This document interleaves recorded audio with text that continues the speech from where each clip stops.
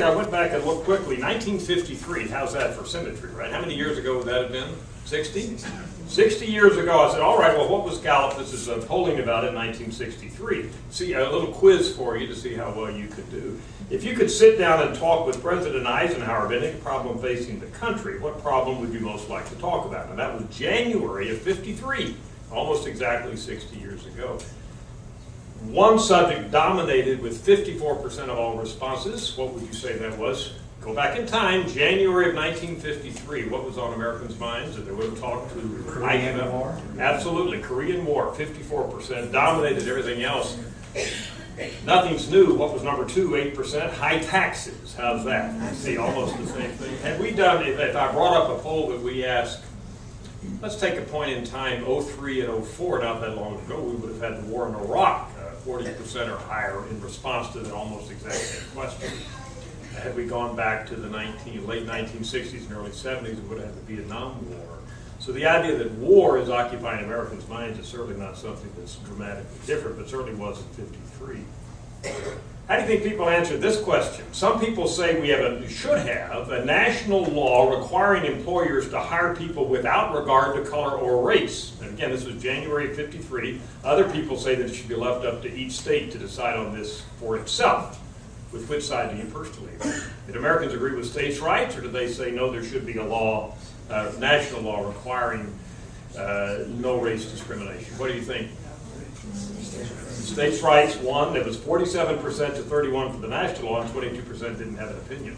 Here's one you haven't thought about recently. Do you approve or disapprove of the plan to permit the Chinese nationalist forces on Formosa to make raids on the mainland of communist China? I had no idea that was a plan in 1953, right? Was there a plan? Some of you that may remember. Nevertheless, Americans were wholehearted. 65% approved of the idea of letting the Chinese on Formosa invade the mainland at that point in time, which I thought was quite interesting. This was a bizarre question. Have you ever heard about the H-bomb? 80% had heard about the H-bomb. And here's what Dr. Gallup was asking at that time of those who did. Now I'd like to get your best guess of how much damage an atomic bomb can do. For example, suppose an atomic bomb were dropped here in this block. How far in any one direction would you say people would be killed? And then he said, and how far would people be killed if a hydrogen bomb were dropped? How's that? For what he was probing at the time. The responses were varied, but clearly people thought the hydrogen bomb would have more difficulty. 29% said 13 miles or more they would be killed, whereas for the A-bomb that was only 14%. Finally, I'm just reading a biography by Gene Smith of Dwight Eisenhower. I don't know if you've seen that. It's a new, thick biography, and I'm at the point now where he's just been elected president. 1952, who'd he beat?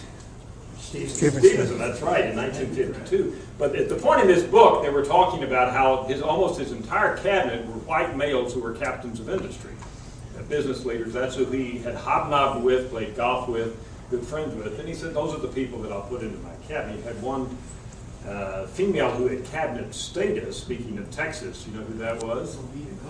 Yes, Alita Cope Hobby, who was part of the newspaper Houston Post Fortune, and she had been head of the WAC Corps, I believe, in World War II, and he appointed her, I forgot what it was, but it was something that he gave her cabinet status. Do you remember what her job? I don't think it was treasurer.